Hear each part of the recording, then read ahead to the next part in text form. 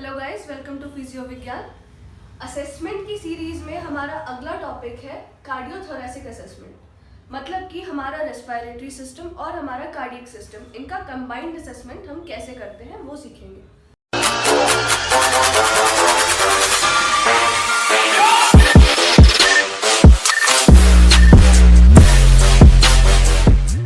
अब जैसे कि हमें पता है कि सब्जेक्टिव और ऑब्जेक्टिव असेसमेंट, दोनों तरह का असेसमेंट हम करते हैं, जिसमें कि सबसे पहले आता है हमारा सब्जेक्टिव असेसमेंट, जिसमें सबसे पहली चीज़ जो हम देखते हैं वो होता है हमारा डेमोग्राफिक डाटा, जो कि हम डिटेल में पहले की वीडियोस में जान चुके हैं कि डेमोग्राफिक डाटा होता क्या है।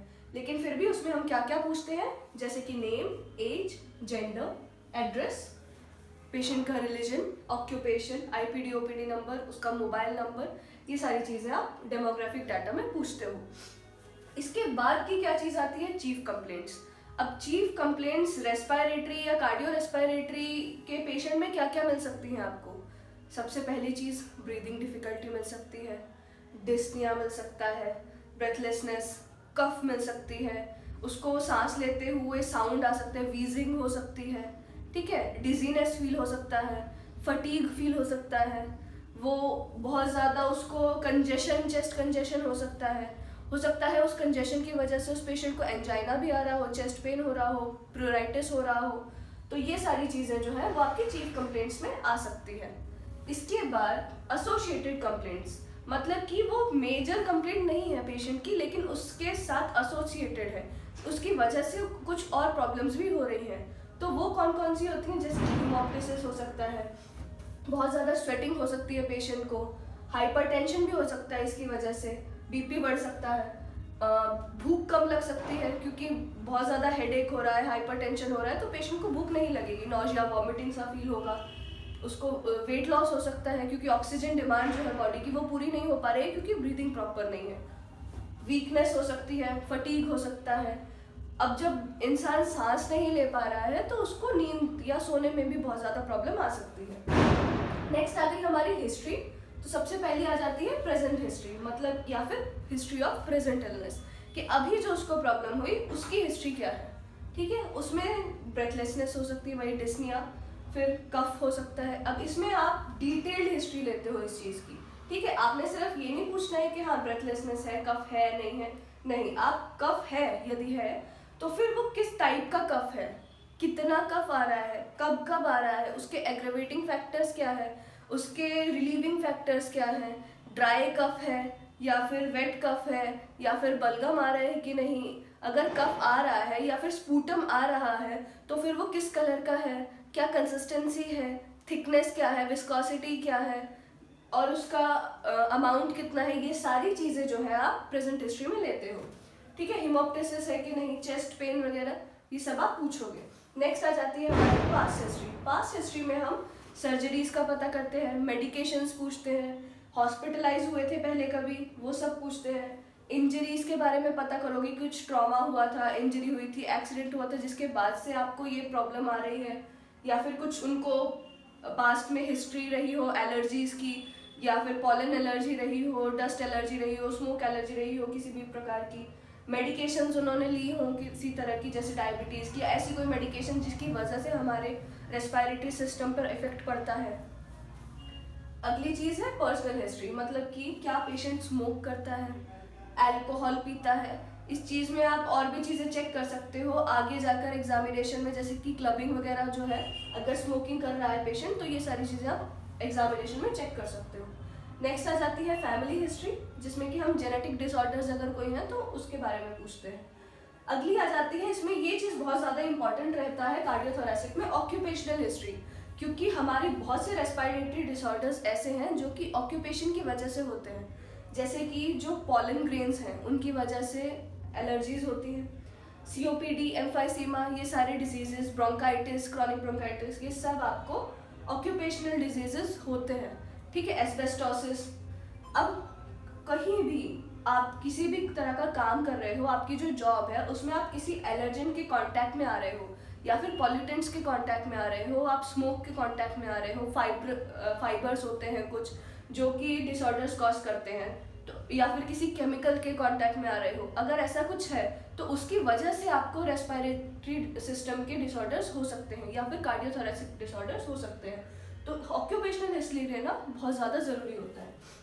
इसमें लास्ट चीज़ आ जाती है हमारी सोशियो इकोनॉमिक हिस्ट्री, जिसमें कि भाई आप वो सारी चीज़ें पूछते हो जैसे कि लोकेलिटी कहाँ रहता है पेशेंट, उसका आसपास का इन्वायरमेंट क्या है, वहाँ की हाइजीन क्या है, वहाँ का पोल्यूशन लेवल क्या है, AQI लगभग कितना रहता है, पानी कहाँ से आता है, अगर आता है तो वो क्या एक्वा का पानी यूज़ करते हैं, वाटर किस तरह का, फूड उनका इनटेक कौन सी क्या डाइट रहती है, वेजिटेरियन नॉन वेजिटेरियन, ठीक है, उनकी इनकम क्या है, उनकी फैमिली हिस्ट्री क्या है, फैमिली में कितने लोग हैं, कितने ज़्यादा लोग एक ही घर में रहते हैं, ये सारी चीज़ें आप सोशियो इकोनॉमिक हिस्ट्री में पूछ सकते हो। अब आगे आ जाता है ऑब्जेक्टिव असेसमेंट, जिसमें कि सबसे पहले हम देखते हैं जनरल एग्जामिनेशन। अब जो हमने पहले किया था न्यूरो असेसमेंट में और ऑर्थो असेसमेंट में, वहाँ हमने शुरू किया था ऑब्जर्वेशन से, लेकिन कार्डियोथोरेसिक असेसमेंट उन सबसे थोड़ा डिफरेंट रहता है। इसमें हम उस पैटर्न पे नहीं चलते कि हाँ ऑब्जर्वेशन, पाल्पेशन, फिर उसके बाद आ रहा है हमारा एग्जामिनेशन, उससे थोड़ा सा डिफरेंट आ जाता है यहाँ पर चीज़ें, तो पैटर्न भी डिफरेंट हो जाता है, ठीक है। तो यहाँ पर सबसे पहले हम करेंगे जनरल एग्जामिनेशन, जिसमें कि आप पेशेंट की हाइट, वेट, बिल्ड देखोगे, उसका BMI देखोगे, पल्स देखोगे, BMR मेटाबॉलिक रेट देखते हो, ठीक है, वाइटल्स उसके सारे चेक करोगे आप। तो ये चीज़ें ये जनरल एग्जामिनेशन में जो एक फिजिशियन करता है वो वाला एग्जामिनेशन आप कंप्लीट करते हो, उसका आते BP वगैरह चेक करोगे, ये सारी चीज़ें आप हार्ट रेट वगैरह सब चेक करते हो, ठीक है।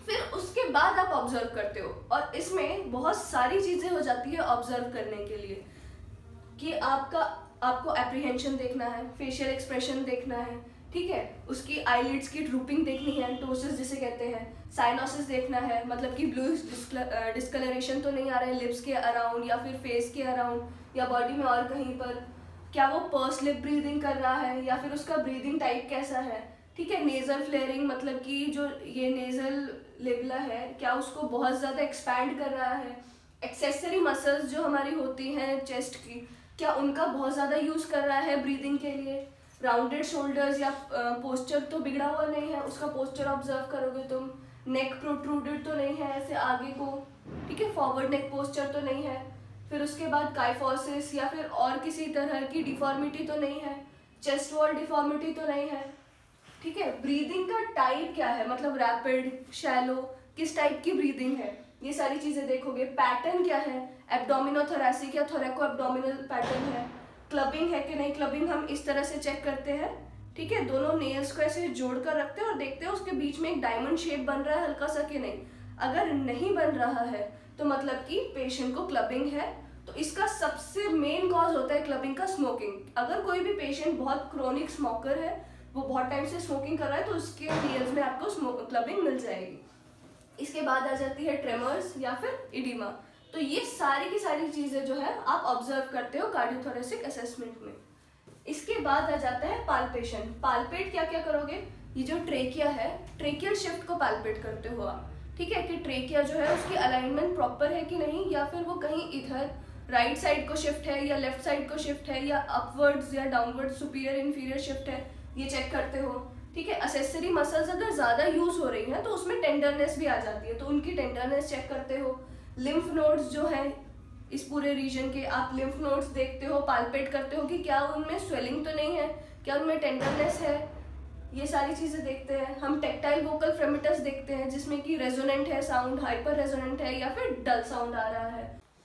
उसके बाद आ जाता है परकशन, जिसमें कि हम ऐसे कप शेप्ड हैंड्स बनाकर ऐसे टैप करते हैं पेशेंट की चेस्ट पर, और जो साउंड आता है उसको सुनते हैं और देखते हैं कि वो कैसा है, रेजोनेंट है, डल है या हाइपर रेजोनेंट है, ठीक है। फिर हम पाल्पेट करके टेम्परेचर चेक करते हैं कि हाइपर तो नहीं है, हाइपो तो नहीं है, कूल है, हॉट है, कैसा है।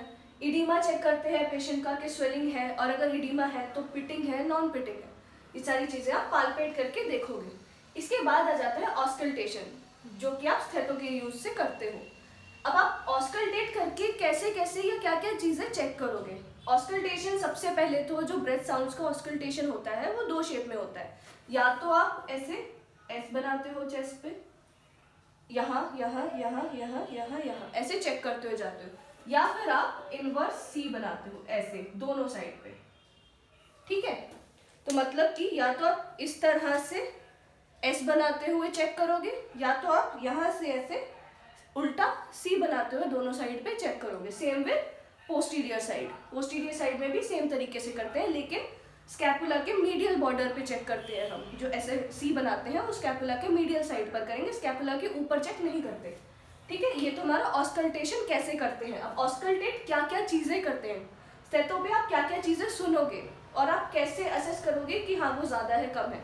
उसके लिए आपको सबसे पहले ये पता होना चाहिए कि जो आप साउंड सुन के नॉर्मल साउंड कैसा आता है, नॉर्मल ब्रेस्ट साउंड जो है या नॉर्मल हार्ट साउंड जो है, जो वो कैसा होता है। तो पहले नॉर्मल अपने दोस्तों पर, आसपास के लोगों पर चेक करके, प्रैक्टिस करके आदत डालो सुनने की, कि आपको पता लगे कि नॉर्मल क्या होता है। इससे फिर अगर ज़रा सा भी ज़्यादा है या फिर थोड़ा सा भी कम है तो आपको तुरंत पता चलेगा कि हाँ ये कुछ तो अबनॉर्मल है।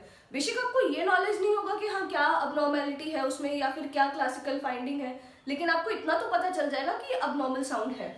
ठीक है, अब उसमें हम चेक करते हैं क्वांटिटी, क्वालिटी और एडेड साउंड्स। क्वांटिटी में क्या मतलब कि कितने ब्रेथ्स पर मिनट हो रही है, कितने नंबर आपकी ब्रेथ आप ले रहे हो पर मिनट। ठीक है, वो नॉर्मल है कि नहीं।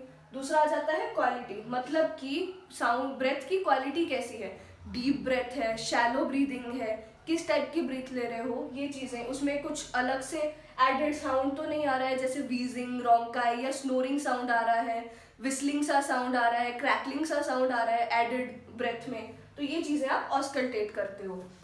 फिर इसके बाद आ जाता है हमारा फिजिकल एग्जामिनेशन। ठीक है, जनरल फिजिकल एग्जामिनेशन, जिसमें कि हम हैंड्स की हेल्प से या फिर आपकी टेप की हेल्प से चेस्ट एक्सपेंशन चेक करते हैं।